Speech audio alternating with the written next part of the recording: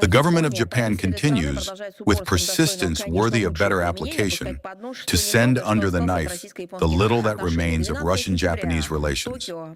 On September 12th of this year, Tokyo adopted yet another, the 26th package of unlawful restrictive measures against our country. At the same time, the introduction of sanctions is cynically justified by the necessity of ensuring a just and long-term peace in Ukraine. Such formulations are beyond normal human understanding and any logic whatsoever.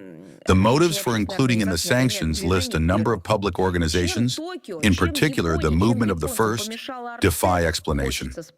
How did our tech bother Tokyo, Japan, or the Japanese, one wants to ask?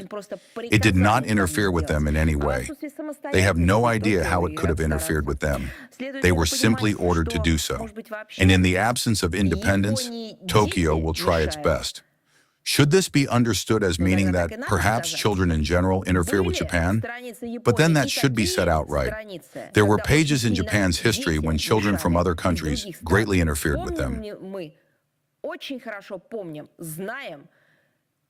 We well remember, we know, we read, we see what Japanese militarists and crazed, egged-on Japanese soldiers did to Chinese children. This cannot be forgotten. Of course, this step looks especially strange when taken by the current government of Japan, which has irreversibly sunk in its own internal problems. There is plenty to do within Japanese society.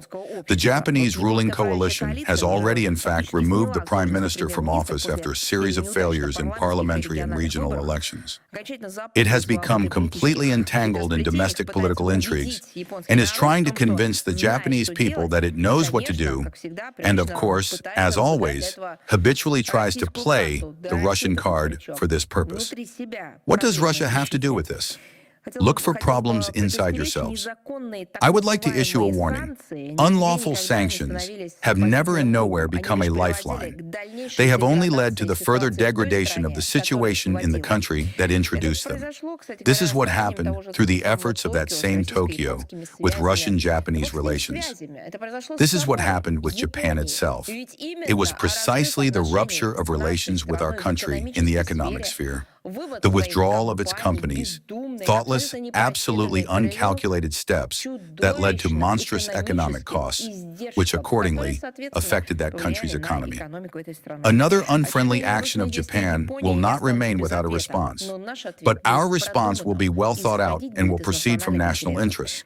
We will continue to take adequate countermeasures, including of an asymmetrical nature.